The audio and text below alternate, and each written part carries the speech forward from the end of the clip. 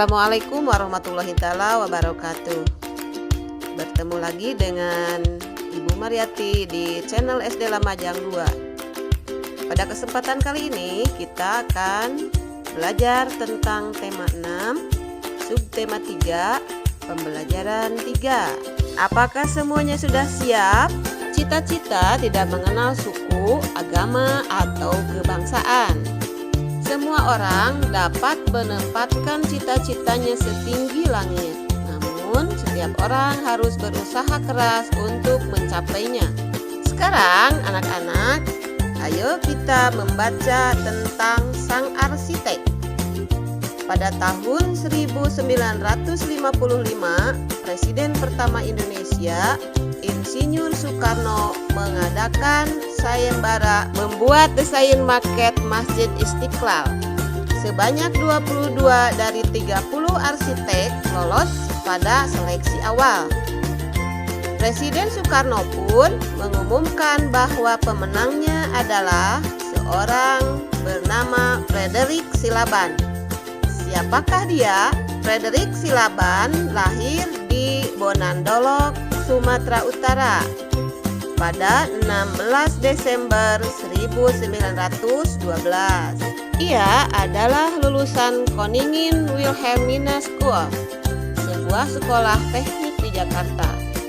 Meskipun bukan lulusan sekolah arsitektur, ia dapat memenangi sayembara tersebut. Dan semenjak itulah karya-karyanya banyak dikenal di seluruh Indonesia. Masjid Istiqlal merupakan masjid terbesar dan termegah di Indonesia yang dibangun pada tahun 1961 dan pertama kali dibuka untuk digunakan pada tahun 1978. Dengan demikian, diperlukan waktu 17 tahun untuk membuatnya. Dengan usaha yang gigih dan pantang menyerah, Frederick berhasil menyelesaikannya. Karyanya diakui sebagai karya asli anak bangsa Indonesia. Ia bahkan berhasil menyandingkan pembangunan masjid ini dengan gereja katedral di Jakarta. Gereja katedral adalah gedung tempat umat Katolik beribadah. Konsep persatuan dan kesatuan yang dibuat oleh Presiden Soekarno dapat diwujudkan dengan baik melalui kedua bangunan tersebut. Hingga kini, kedua gedung yang menjadi simbol toleransi dan persatuan itu tetap kukuh berdiri. Meski arsiteknya telah tiada. Tak hanya berkarya membuat Masjid Istiqlal, beberapa gedung bersejarah telah dirancangnya. Sepanjang hayatnya, ia telah ikut merancang 700 bangunan di seluruh Indonesia. Bangunan tersebut antara lain Gedung Stadion Gelora Bung Karno tahun 1962, Monumen Pembebasan Irian Barat tahun 1963, Monumen Nasional atau Tugu Monas tahun 1960, kemudian Gerbang Taman Makam Pahlawan Kalibata tahun 1953, dan Tugu Khatulistiwa pada tahun 1938 di Pontianak. Sekarang untuk tugas pertama. 1.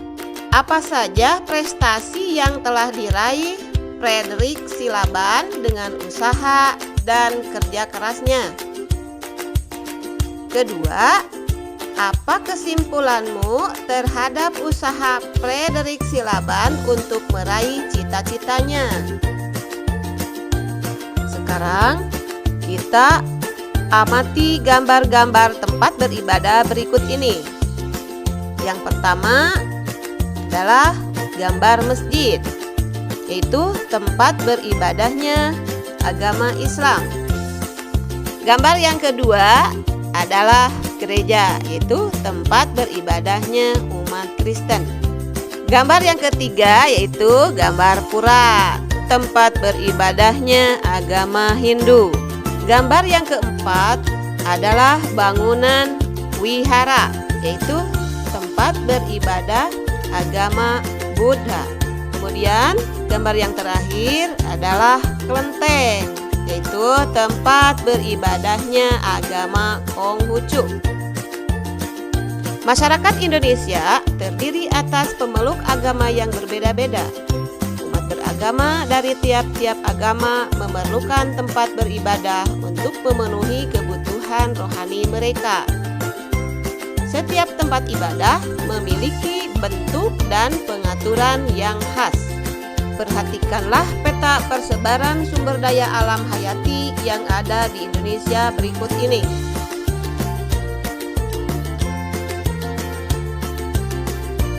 Peta barusan disebut peta tematik, yaitu peta yang berisi informasi khusus. Peta persebaran sumber daya alam berupa tumbuhan barusan menunjukkan daerah-daerah yang memiliki sumber daya tumbuhan untuk kebutuhan hidup masyarakat Indonesia. Sumber daya alam tumbuhan diantaranya adalah tanaman pangan, tanaman industri, dan hutan. Tanaman pangan terdiri atas tanaman padi, palawija, sayuran, dan buah-buahan. Sedangkan tanaman industri berupa tanaman tebu, karet, kopi, teh, kelapa sawit, tembakau, dan kopra. Tanaman hutan diperlukan untuk mencegah banjir, tanah longsor, menyimpan cadangan air, serta perlindungan hewan. Selanjutnya, perhatikan peta sebaran hewan di Indonesia berikut ini.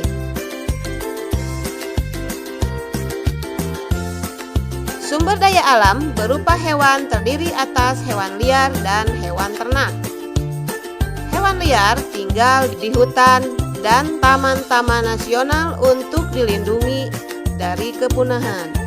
Contoh hewan liar tersebut yaitu harimau, kera, orangutan, gajah, badak, banteng, dan anoa.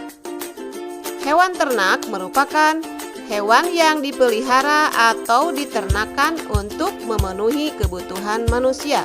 Contoh hewan ternak yaitu ayam, itik, sapi, udang, dan domba.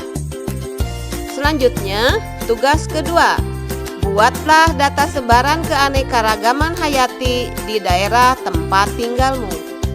Contoh, nama hewan, domba, kategori, hewan ternak. Nama tumbuhan, padi, kategori tanaman pangan. Selanjutnya, kalian mengisi seperti contoh di atas yang ada di daerah masing-masing. Selanjutnya, ayo kalian membaca teks bacaan berikut ini. Sekian untuk pembelajaran kali ini. Jangan lupa jaga kesehatan ya. Wassalamualaikum warahmatullahi taala wabarakatuh.